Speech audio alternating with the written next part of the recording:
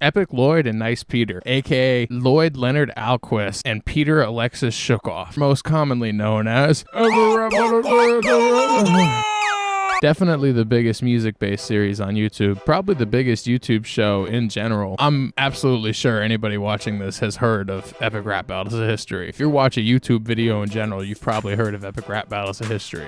They came up on my feed the other day and I realized I have no idea how this came together. Who are these guys? And I realized nobody's really explained how they came to start. I had no idea. I've been watching these guys since, I was probably 10 years old, maybe younger, and I have no idea how they started, so I'll be that guy. Peter Alexis Shookoff, aka Nice Peter, was born in Rochester, New York. He had always been a rather musical guy, making music for his friend and about random things since he was a child. He absolutely loved the guitar and he loved performing for people throughout high school and college. That was Peter. He was that guy with the guitar at the party, and he always loved making people laugh. And I had one funny song that I wrote in high school about a dildo and a cover of Baby Got Back, of course. And I went to an open mic and I played those two, and people went nuts. Sing us a little bit of the dildo song. It's a little out of tune, but that's all right. So I would show up in a room, and I would look real innocent. I still had hair at the time, and no one knew I was going to do anything funny. It might not even be funny anymore, but I'd look at everyone and just, like, I'm going to sing a sweet song.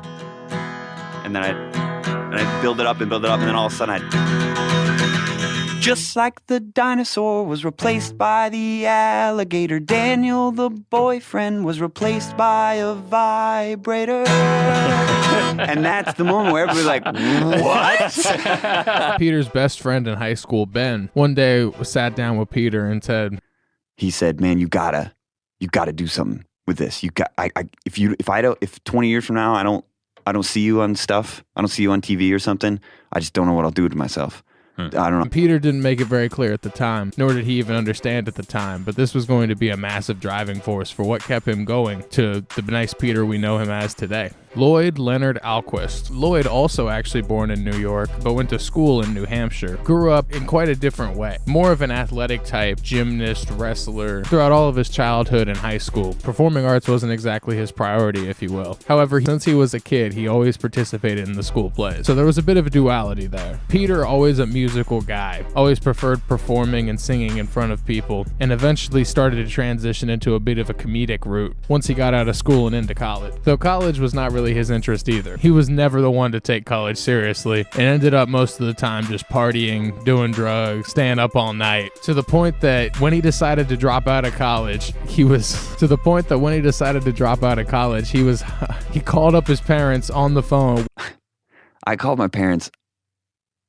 I was on acid when I told them that I was dropping out of college. I don't know if that's something I should say here or not. That's not a euphemism. That's that you were literally on acid. Does that make it easier? No, I was just already, that just shows how seriously I was taking school. I was just not. I was failing out of school miserably. The only guy who let me get away with anything was my history teacher. And I don't know why. I think because we had nice conversations if I would show up to class. But I was just failing everything. I had a 1.67 GPA, which I don't. Kind of low. Real low. I think that takes extra effort. Effordonia. Yeah. An absolute wild decision. But he believed in his dream and he was going to follow it. He got a job at Applebee's and moved in with his college buddies. Lloyd, on the other hand, hurt his knee during a wrestling meet in college, which put him on crutches, so he could no longer compete. That's how I ended up getting into comedy, is I blew my knees out. So I had extra time to take like the acting classes that I always wanted to take. Was it just like a matter of deteriorating over time? Was there like an injury where yeah, I had a pretty gnarly accident. Tell us about it in detail. Well, your knees are like a degenerative thing, so they're attached. Your knee is definitely the Achilles heel of the human body. So it's attached. And what's the Achilles heel? It's the knee. It's the knee. But once you hurt your knee, it's easier to hurt it again. You know, so I was a wrestler. There was at one point in high school when I would wake up at 5 a.m, go do diving, then do school, then wrestle after school, and then go from wrestling practice to gymnastics practice. So in the state tournament of wrestling, this guy shot in on my knee and like hit it sideways. Oh, gosh. And it's called a subluxation. So it like slid out of the socket and then back in. Then I pinned his ass and couldn't move on because my knee swelled up. But it made you mad. Like it hurt that bad that you were like, he is not going to beat me. He's not. He's going to change my life trajectory, but he's not going to win this match. It totally happened. That's really weird. But then then I hurt my knee in gymnastics once, and then in college, I was doing this trick where it's on floor. You know what a round off is? It's like forward momentum into back. It's like a cartwheel where your legs come together. So you do a round off, and then it's called a whip back, which is like a really fast flip, and then you do another flip out of that. But I rolled my ankle in the whip back, so I rolled my right ankle in the whip back, and then I flung over, and I remember in the midair, I was like, "Oh, that hurt my ankle. Thank God that wasn't my knee." I literally thought that, and then when I landed, I just landed side. My whole knee popped out. So I have 2 screws in my left knee. So I rehabbed that for a year, and I was on crutches for like 7 months, and then I got back competing again. Then I blew my right knee. I tore my ACL on my right knee on parallel bars. So this was, of course, at first quite damning for Lloyd. But with all the extra free time, he actually decided to join an improv group because he randomly did some improv in class one time, and he really enjoyed the reactions he got from all of his classmates. After leaving college, Peter took this as an opportunity to truly pursue his music and comedy route. He had a friend that really started to teach him singing. No joke, him and his friends would go into a big field, get high and drunk, and him and his buddy would just go over vocal lessons and vocal exercises. Everyone learns differently, I guess. This helped him a lot also with improving music and songs, not just having something pre-written, but actually getting comfortable with just singing and trying to be funny just from the heart. Not long after this, Peter made the decision to move to Chicago, following after a couple of his improv buddies who have done the same. Chicago's like the mecca of improv comedy. Okay. And a couple of friends of mine who had written songs about leaving the cast of our college improv show had gone out, and they were like laying the foundation of moving to Chicago. So the 3 people that we were running that improv show, sort of the creative directors, all 3 of us moved out to Chicago together, got an apartment together, and we all just started hitting the ground on the improv scene in Chicago and joined Improv Olympic and just started pursuing that. And then that became my world. And I was working at a restaurant during the day, lunch shifts, and just doing improv 7 nights a week. And while you were doing that, what was the goal? What were you trying to accomplish? No idea. I was just aimlessly following this thing in my head that Ben Hauser told me in high school, that I had to be on TV or else I'd let him down. And he was like my best friend at the time. And him and I, for some reason, my friendship with him erased that feeling I always had of like feeling left out and feeling like I didn't really connect with male friends. My best friend as a kid, it's just weird. There's something weird in there that I haven't even quite figured out, but I felt just weird and alienated. And with this friendship, I felt not like that. And so it was always in my head to not let him down. And so I had to just I was just keeping going. People going to Second City to do comedy, I gotta go. People they're performing on Thursday night, I gotta go. Who knows who I'll meet? Everything's possible. I have to do it. And so I was always doing it. Lloyd, at this point, very deep in his improv group, becoming his new lead passion after his injury. He noticed that a bunch of the seniors in his improv group were about to be graduating, and this would all but pretty much destroy the improv group. So Lloyd actually convinced 5 of his friends to drop out with him and the ones that are graduating and begin touring in Chicago. Chicago being a massive scene for improv. Here, Peter was continuing trying to make things work with the comedy and improv while continuing to work various odd jobs, trying to meet up in any comedy clubs or improv groups he possibly could. This eventually led him down the road to meet Lloyd at a random party in a freestyle circle on a porch at an improv party thrown by Lloyd's group. I didn't even really know him at first as a musician. I didn't know he was a music guy at all. But he was on a porch. What? This house that we had, it was like this 1615 West Byron. It was like we would throw these giant improv parties. That's what we did when we got to the community. We're like, let's drink. So we would throw like these keggers, 6-7 kegs, and we came from that. We kind of brought that vibe. And a lot of the guys in Chicago at that time were kind of nerdy, kind of impish improvisers, and we just brought this party element and just got everybody involved, and it was really fun. And so there was like this back hour where everybody would smoke and stuff, and we were out on the porch just in doing that freestyle thing that we had been doing since college. And it was me and my buddy Reese and Jeff and my other buddy Hobie, and then there was this other kid who could actually rap. And usually there was not a lot of guys who could rap as good as us because we had been doing it for a couple of years. Yeah. And Pete was there like in his own little thing, and I was like, this kid can rap. So that's how we met. Yeah. They met freestyling on a porch. How ironic. Lloyd and his buddies had moved to Chicago and tried to start up a business doing improv tours. They realized that nobody was really out there making money just touring improv, and they didn't understand why. So they tried to make it happen. Peter quickly joined the group not long after meeting, and this was Peter's first experience of making any money doing what he truly loved, which was not a lot of money, but it meant everything to Peter. They began touring all around America, doing completely free shows, sometimes to packed comedy clubs, wall to wall full of people. Sometimes it was 5 people across the street from a McDonald's. But Peter saw this as an opportunity. Just like back in high school, all he cared about was making whoever was watching laugh. Despite finally starting to get something going with the comedy, the side jobs never stopped rolling in, whether it be playing Luke in a Star Wars play or being a magician at a birthday party. Peter even got a job in a cookie company where he would deliver medicinal cookies, mostly for older folks. Peter eventually got a job working as a comedy writer for the company Break Comedy, but eventually got fired on a disagreement about a Christmas song called Santa's a Gangster. I don't even understand, don't ask me.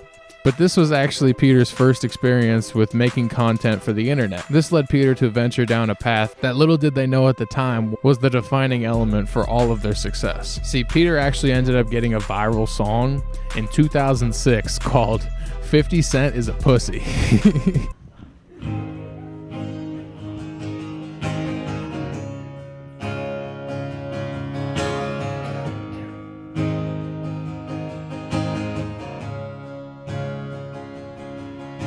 Straight from the streets into the limousine. Started off with just his bullet holes and a big dream. Hooked up with Eminem and Dr. Dre. Now he's got his own fucking video game. I said, oh, what you trying to say?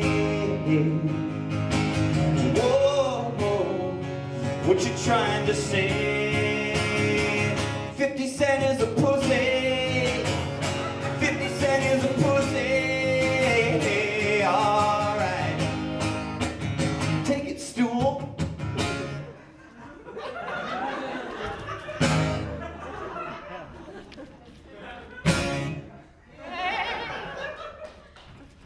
Yeah, bitch, what? I'm fucking calling you out. You're about as gangster as the chick from No Doubt. You try to step with your G-Unit crew. My Los Angeles, California homies will kick the shit out of you. Oh, what you trying to say, motherfucker? Oh, what you trying to say? 50 Cent is a pussy. I don't give a fuck about your... Right around this time, Lloyd got reached out to in his email. I got an email at the theater from a gentleman named Benny Fine, and I still have it saved. And he was looking for writers or comedy people for this upstart company that they were doing, where they would take YouTubers and put them and help them collaborate together. And that was the station at the beginning. Yeah. And eventually became Maker. Now it's Disney. So I sent Pete over there, and they hired him as like a little songwriter. So you got Pete.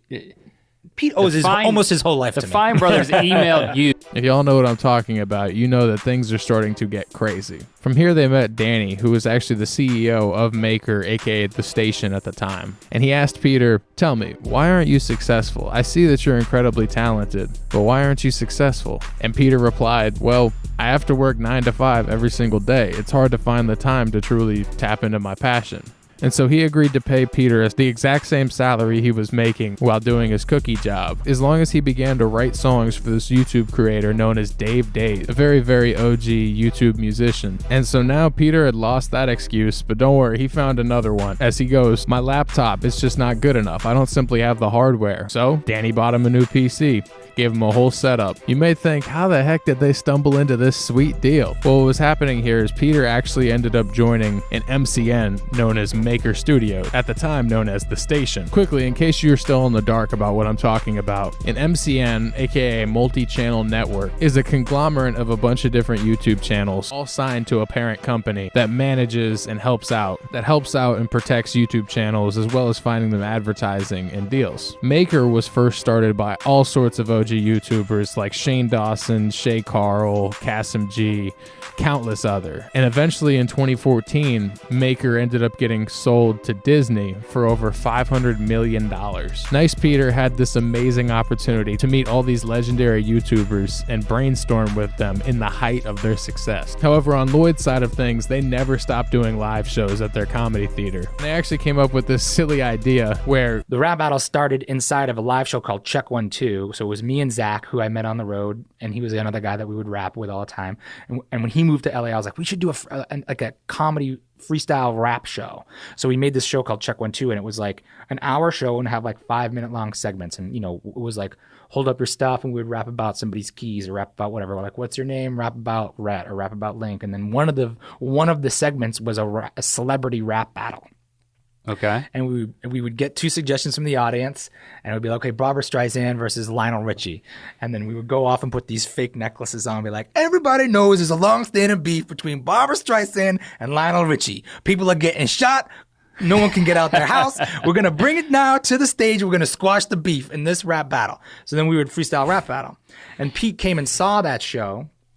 And this is all, I mean, completely improv. And how often does it not work? Like, I mean, about 50% of the time. Really? But as I'm sure you're gathering, they basically had the idea for Epic Rap Battles of History at their improv theater. It just wasn't exactly what we're picturing nowadays. Eventually, this got on Peter's radar and a massive idea popped into his head. You see, Peter had started his YouTube channel and was vlogging and making songs for YouTube at the time. And so he had an amazing idea. He went to his channel and pitched this idea to all of his fans to do an incredible rap battle, as he put it at the time. He asked his fans to suggest 2 historical figures that they wanted to go head on head freestyling. He got like 100 comments, and him and Lloyd sorted through these 100 different ideas till they found one that stuck out to them. If you go on Nice Peter's page and find the very first rap battle uploaded, it is this video. Bill O'Reilly versus John Lennon. He saw the show.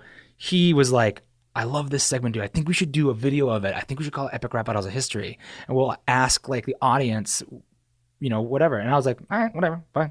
Sure. I'll come over after work or whatever. Because he had made other videos. He was making his like picture songs, and he was getting going. Yeah, he was doing the musical comedy thing. Yeah. And at that time, if you got a thumbs up from Shay Carl or Kasim G, that could change your whole world, you know. And they were doing that at the station and in Maker. So he was like, I think we should do this rap battle thing. And then so we wrote the song. We picked a beat. We wrote the song pretty quick. And then I went in. And who was it? Which one was it? John Lennon versus Bill O'Reilly. And then I met Dave. Dave McCary was the third and very not most important, but a very important part of this. Dave came up with, because I had done videos before, but I was like, oh, whatever. Usually it was like, whatever. But I walked in, did the thing. It was cool. It was fun. We did this rap thing, and then I left. And then like maybe a week later, they sent me this cut, and I was like, whoa, that is far better than I thought it was going to be. Like, it was just doing about 400,000 views in just a couple weeks after posting it, which was huge back in the day for YouTube. They borrowed a camera and green screen, that's it, from Maker Studios, otherwise known as The Station, and they truly made history. I made this whole video just so I could say that line. And in case you're wondering what happens from here, when do they go from just 2 dudes, a green screen, and a camera to the people we know today? Well, their second rap battle ever is Darth Vader versus Hitler, which blew up instantly, skyrocketed to be one of the biggest videos on the internet, and still very much in our culture to this day. I'm sure you see it on TikTok like every couple days.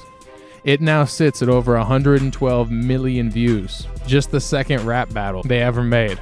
I would say Epic Rap Battles is without a doubt one of the most successful YouTube series of all time. I have so many memories wrapped up in this in my childhood, and I'm sure a lot of y'all can relate with this feeling exactly. And they're still going strong to this day. 2 wild improv college kids decided to take a massive step for their dreams, not even fully understanding it at the time. And it worked out so wildly for them. I try to not usually do outros for my videos, but I just want to let y'all know I appreciate you if you've gotten this far, because I'm sure this video is going to be a bit lengthy. As well as let me know what else you'd like me to cover. I really enjoy doing these, and I want to do a bunch more. Please, I encourage you, let me know down below how I can improve this format that I'm doing.